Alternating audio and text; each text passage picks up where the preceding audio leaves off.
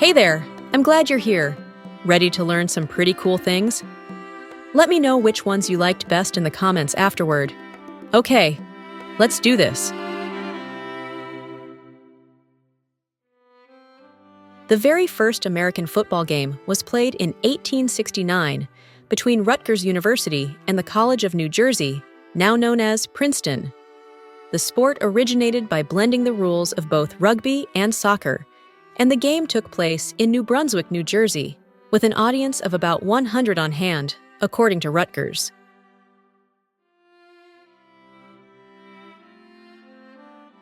Would you believe that blue lobsters exist? They're quite rare, though, so much so that the probability of a blue lobster is widely touted as being 1 in 2 million. These lobsters are so colored because of a genetic abnormality that causes them to produce more of a certain protein than others, resulting in the pigment responsible for the normal red-orange color in lobsters.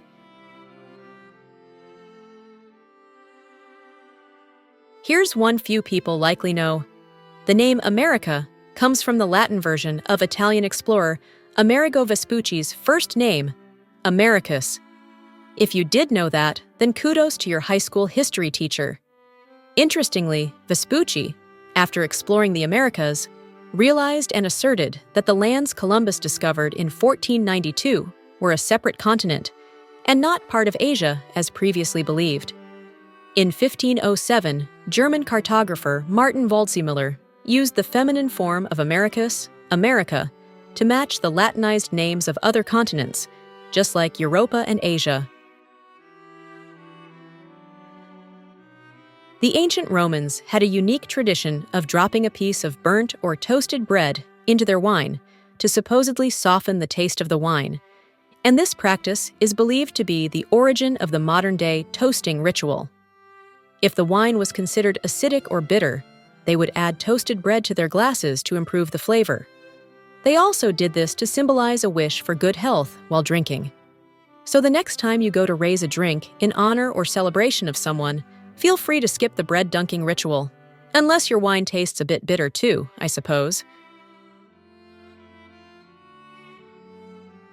Here's one for all you astronomy enthusiasts. The asteroid Ceres was the very first asteroid discovered on January 1st, 1801, by Italian astronomer Giuseppe Piazzi at the Palermo Astronomical Observatory in Sicily. Piazzi used an instrument called a transit circle, or Ramsden circle, to make the discovery. We might cover that device in another video. As for the asteroid itself, Ceres resides in the main asteroid belt, located between the orbits of Mars and Jupiter, and is now classified as a dwarf planet due to its size and shape.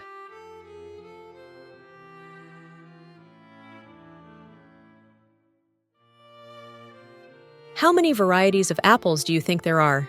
Any guesses? Well, if you said around 7,500 varieties of apples are grown worldwide, you'd be correct.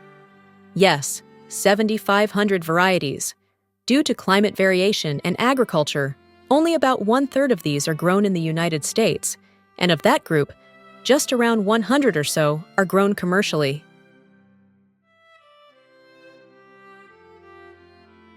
During the Salem witch trials of 1692 in Massachusetts, the accused witches weren't actually burned at the stake as many believe. The majority were jailed, and some were hanged. But none of the 2,000 people accused ever got burned alive.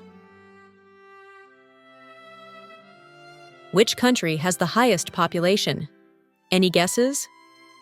India. Yes. India's population is projected to be around 1.5 billion in 2026, and even more in the years following. China is the second most populous country, with around 1.4 billion people. The guillotine was invented to create equality in execution. Until its widespread use, regular methods of execution in France were rather savage, such as being drawn and quartered. The guillotine was a part of the movement that sparked the revolution there. There's a long-standing tradition in the Catholic Church that says that the Pope cannot be an organ donor. By custom, All popes' bodies belong to the Vatican when they die, which means no organ donation is allowed. Did you know that minus 40 degrees Celsius is the same as minus 40 degrees Fahrenheit? Right, Celsius and Fahrenheit are two different temperature scales, but Fahrenheit and Celsius intersect at one point, and they just so happen to equal at negative 40 degrees Celsius and negative 40 degrees Fahrenheit. How about that? The most common men's name in the world is Muhammad, including variations of spelling, of course. According to a recent Columbia Encyclopedia reference, more than 150 million men and boys in the world bear the name Muhammad, which makes it the most popular men's name. I'm curious now, did you know any of those or have any comments or questions? Let us know in the comments. Thanks for stopping by, and we'll see you on the next one.